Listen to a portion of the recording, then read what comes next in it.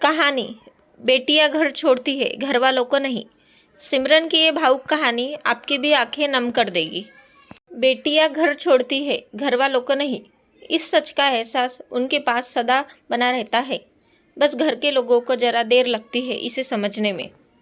खिड़की के पास खड़ी सिमरन सोच रही थी, भाई दूज आने वाली है, पर इस बार ना तो माँ ने फ़ोन करके भैया के आने की बात कही और न ही मुझे आने को बोला है।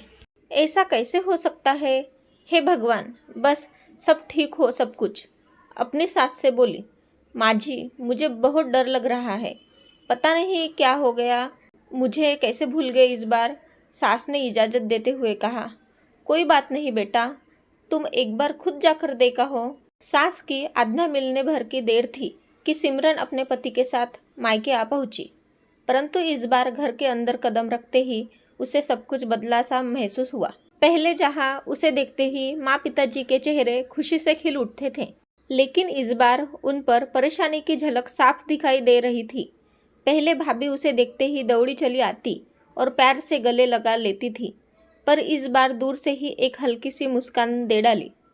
भैया भी ज़्यादा खुश नहीं दिखे। सिमरन ने जैसे तैसे एक रात बिताई, परंतु अगले दिन जैसे ही उसके पति उसे मायके छोड़ वापस गए, उसने अपनी माँ से बात की।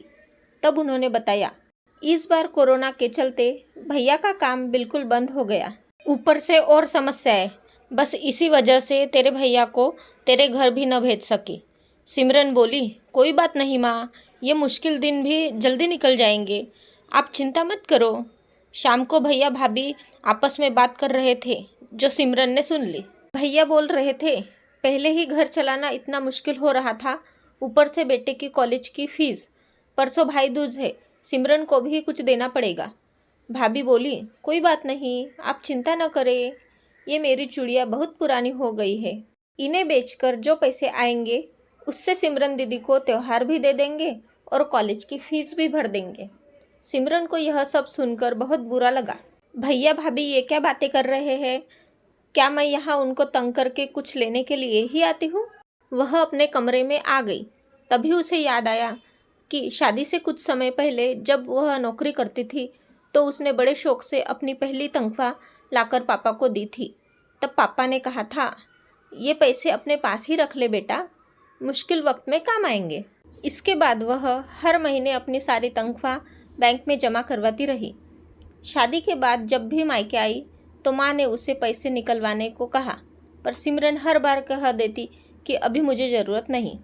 पर आज उन पैसों की उसके परिवार को ज़रूरत है।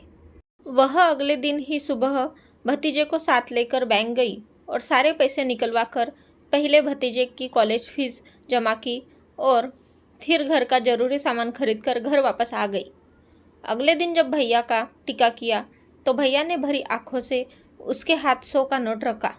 सिमरन मना करने लगी तो भैया बोले, ये तो शगुन है पगली, मना मत करना। सिमरन बोली, भैया बेटियां मायके शगुन के नाम पर कुछ लेने नहीं, बल्कि अपने माँ बाप की अच्छी सेहत की कामना करने, भैया भाभी को माँ बाप की सेवा करते देख ढेरों दुआएं देने और बड़े होते हुए भतीजे भतीजों की नज़र उतारने आती है।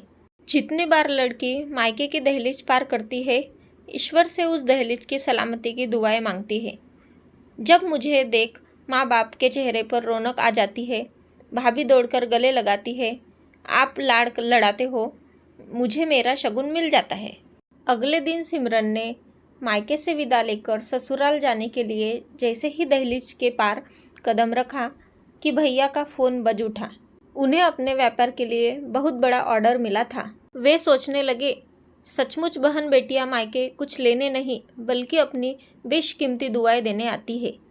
जब वे घर की दहलीज पार कर अंदर आती है तो बरकत भी अपने आप भीतर चली आती है। हर बहन बेटी के दिल की तमन्ना होती है कि उसका मायका हमेशा खुशहाल रहे और तरक्की करे। मायके की खुशहाली देख उसके अंदर एक अलग ही ताकत भर जाती है, जिससे उसके अपने जीवन में पेश आने वाली मुश्किलों का वो डटकर सामना कर पाती है। भैया की आंखों से खुशी के आंसू बहने लगे। दोस्तों, आज की इमोशनल स्टोरी आपको कैसे लगी, ये आप हमें कमेंट करके बता सकते हैं। हम ऐसी ही कहानियाँ आपके लिए लेकर आते रहेंगे। उम्मीद है यह कहानी आपके दिल को छू गई होगी। अगर आपको हमारी ये कहानी पसंद आए तो प्लीज़ हमारे चैनल को सब्सक्राइब, वीडियो को लाइक और शेयर ज़रूर करें। हमेशा की तरह पूरी कहानी पढ़ने के लिए आपको धन्यवाद।